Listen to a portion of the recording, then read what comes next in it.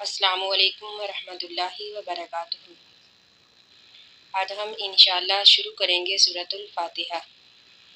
سورۃ الفاتحہ کا لفظی ترجمہ یعنی لفظ با لفظ ترجمہ، پھر جملے کے حساب سے بھی ہم پورا ترجمہ لائن وائز پڑھیں گے۔ شروع کرتے ہیں۔ اعوذ باللہ، اعوذ میں پناہ مانگتی ہوں۔ اعوذ جو ہے یہ متکلم کا صیغہ ہے۔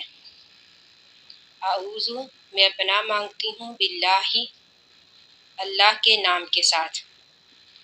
باللہ میں با جو ہے حرف جر، جس کا معنی ساتھ۔ باللہ اللہ کے نام کے ساتھ۔ اعوذ باللہ میں پناہ مانگتی ہوں اللہ کے نام کے ساتھ، من الشیطان الرجیم۔ من کا معنی سے، الشیطان الرجیم شیطان کا معنی شیطان، الرجیم مردود۔ اعوذ باللہ من الشیطان الرجیم، میں پناہ مانگتی ہوں اللہ کے نام کے ساتھ شیطان مردود سے۔ بسم اللہ الرحمن الرحیم، بسم اللہ۔ اب بسم اللہ میں شروع میں با جو ہے اس کا معنی ساتھ۔ بسم اللہ اللہ کے نام کے ساتھ میں شروع کرتی ہوں۔ الرحمن الرحیم، الرحمانی جو کہ مہربان ہے، الرحیمی نہایت رحم کرنے والا ہے، یعنی اللہ کے نام کے ساتھ شروع کرتی ہوں جو نہایت مہربان اور رحم کرنے والا ہے۔ سورۃ الفاتحہ۔ سورۃ الفاتحہ فاتحہ کے معنی ہے ابتدا اور شروع۔ اس کو فاتحۃ الکتاب بھی کہتے ہیں، یعنی قرآن پاک کی ابتدا۔ تو اللہ تعالیٰ فرماتے ہیں الحمدللہ۔ الحمد میں الف لام جو ہے یہ استغراق کے لیے ہے۔ الحمد یعنی تمام تعریفیں، للہ اللہ کے لیے ہے۔ للہ میں شروع میں لام جو ہے اس کا معنی کے لیے، للہ اللہ کے لیے۔ الحمدللہ تمام تعریفیں اللہ کے لیے ہیں، رب العالمین ربی جو کہ رب ہے۔ اب رب کا مطلب ہے پالنے والا، یعنی تمام تعریفیں اس اللہ کے لیے ہیں جو کہ پالنے والا ہے، العالمین تمام جہان والوں کو۔ الحمدللہ رب العالمین تمام تعریفیں اس اللہ کے لیے جو تمام جہانوں کا پالنے والا ہے۔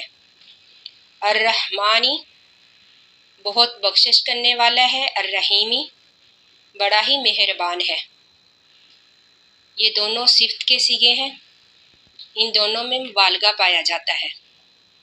بعض کہتے ہیں الرحمانی میں رحیم کی نسبت زیادہ مبالغہ ہے، یعنی رحمان جو ہے اس کا مطلب ہے کہ اللہ تعالیٰ دنیا میں مہربان ہے کافر اور مومن دونوں کے ساتھ۔ الرحیمی کا مطلب بعض کہتے ہیں کہ آخرت میں اللہ تعالیٰ صرف ایمان والوں کے لیے ہی رحیم ہوگا۔ الرحمن الرحیم، الرحمانی بخشش کرنے والا ہے، الرحیمی نہایت رحم کرنے والا ہے۔ مالکی مالک ہے، یوم الدین یومی دن کا، الدینی جزا سزا کے دن کا، قیامت والے دن کا۔ مالکی یوم الدین مالک ہے قیامت والے دن کا۔ ایاک نعبد، ایاک خاص تیری ہی، خاص، ایاک خاص تیری ہی۔ اب ایاک میں کاف جو ہے اس کا معنی تیری، کاف کا معنی تیری، یعنی اے اللہ تعالیٰ خاص تیری ہی نعبد ہم عبادت کرتے ہیں۔ اب نعبد میں نا جو ہے یہ متکلم کا صیغہ ہے، اس کا معنی ہم، ایاک نعبد ہم خاص تیری ہی عبادت کرتے ہیں، و ایاک نستعین و ایاک اور خاص تجھ سے ہی نستعین ہم مدد مانگتے ہیں۔ اب نستعین میں بھی جو نا ہے اس کا یہ بھی متکلم کا صیغہ ہے۔ نستعین خاص تجھ سے ہی مدد مانگتے ہیں۔ اہدنا الصراط المستقیم، اہدی دکھا نا ہم کو.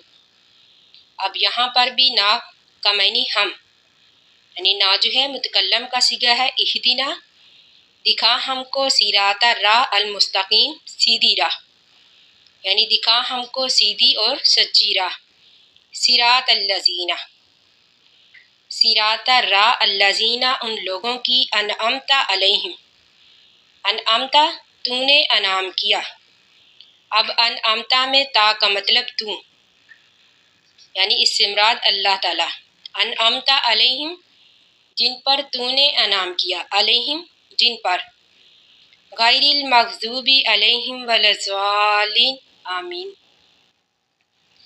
غیر نہ کہ ان لوگوں کی راہ، المغضوب علیہم جن پر تو نے غضب کیا، مغضوبی غضب کیا، علیہم جن پر، ولا الضالین اور نہ ہی، ولا اور نہ ہی الضالین گمراہوں کی راہ.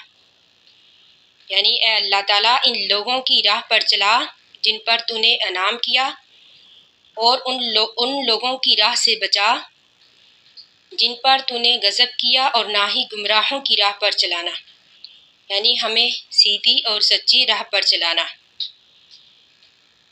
امید ہے کہ آپ کو سمجھ آئی ہوگی. انشاءاللہ سورۃ البقرہ ہم کل شروع کریں گے. اللہ تعالیٰ سے دعا ہے کہ اللہ تعالیٰ مجھے اور آپ کو قرآن پاک صحیح طور پر سمجھنے کی توفیق عطا فرمائے. آمین ثم آمین. آخر دعوانا ان الحمد للہ رب العالمین. السلام علیکم ورحمۃ اللہ وبرکاتہ.